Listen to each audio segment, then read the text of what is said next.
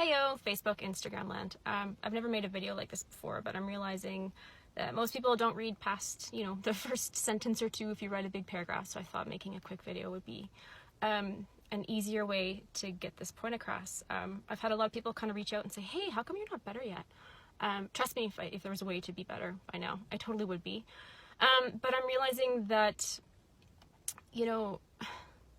there's almost no awareness for Lyme disease, and so for somebody who's really well-meaning asking me why I'm not better yet, why don't I help spread some awareness for this then?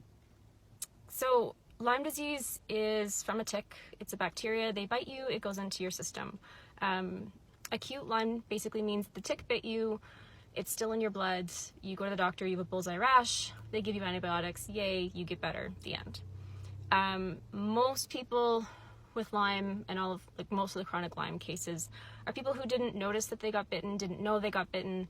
So the bacteria enters their body and then leaves the blood, and because it's a spirochete, which means it's like a spiral-shaped bacteria, it can drill anywhere in your body. And Lyme prefers to be sort of in the nervous system, in the connective tissues, collagen, that kind of thing. So once it moves out of the blood and then starts impairing your body's ability to actually make antibodies to it, it's really hard to find. The test that's available in Canada through your doctor for free right now doesn't catch it once it gets this far. The only reason mine was found was because my blood went to Germany and they tested a blood panel that actually sees how much your immune system is impaired because of the Lyme specifically.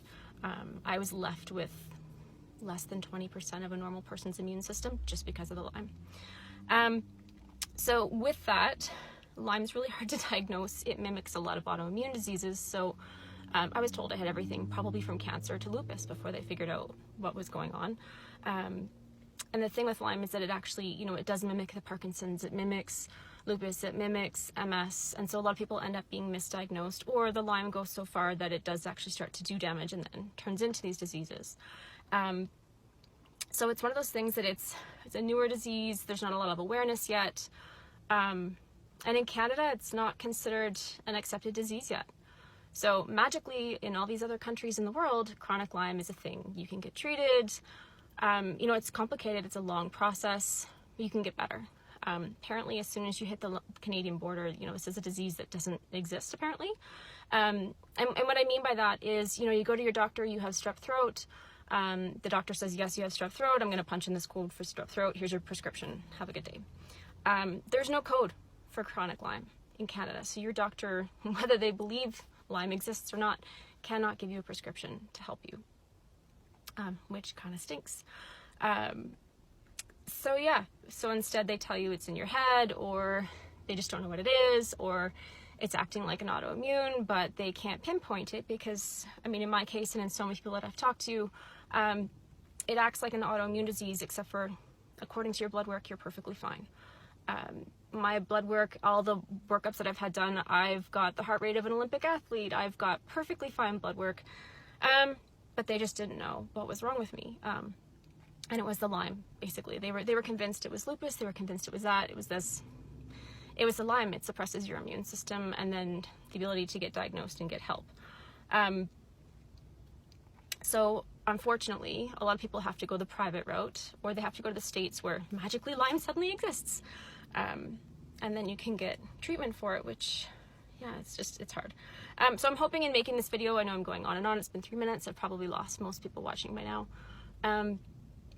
But it's something that, I could put a little cute Lyme sticker on my Facebook profile to create awareness, but that's not going to create awareness. People aren't going to understand what Lyme is or why I'm not getting better. So here goes. So Lyme mimics autoimmune, suppresses your immune system. It's a smart bacteria, so as soon as you start trying to treat it with antibiotics, it reverts into sort of a biofilm, and then your immune system doesn't see it, so your immune system doesn't fight it. When it's in a biofilm, antibiotics don't touch it because they don't see it.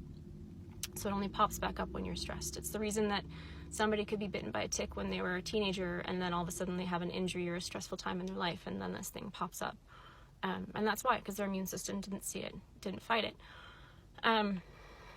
So that's why it kind of can progress so far and why the treatment's long term. So while it's suppressing your immune system, it creates a whole other layer of problems. I talked about herxing in another post. So basically, as you kill off the Lyme bacteria, it's toxic. And, you don't just kill the bacteria and it just vanishes from your system. Your body still has to detox those toxins from your system. So when you start treating Lyme, you can't just take antibiotics for 2 weeks and be magically better. Like in my case with, let's say, the holistics that I'm taking, the dose that I'm supposed to be at is 120 antimicrobial drops a day. They start you off with one a day, and you don't go up till 2 drops a day until a full week goes by, because every time that you increase those antimicrobials, it kills some of the Lyme, which is awesome, and it makes you feel like crap. And I'm talking like the worst hangover you've had in your life, except for you don't remember the party kind of crap. And so this kind of touches on one of those things that people say, oh, but you don't look sick. Well, I do look sick, especially on days when I'm going up in my dosage. I feel like crap. But I mean, nobody posts selfies when they feel like crap. They post the good days, and it's an inflammatory disease. So, when you're inflamed, you do look like crap. But I don't know anybody else who, when they have the flu, decides to, I'm going to take a selfie. No, you don't. You hide that part, right? So anyway, I'm kind of going on and on, but I just thought in taking a video, if it's only a couple minutes long, I could do a lot more to kind of try and spread awareness for this disease. Obviously, I'm at a point now where I'm starting to feel better, and I'm open to kind of sharing and happy to answer questions. And I think it's kind of scary that there's not a lot of awareness for this disease, especially if you look at the numbers of how many people are finally being diagnosed, who have access to be diagnosed in the country, and just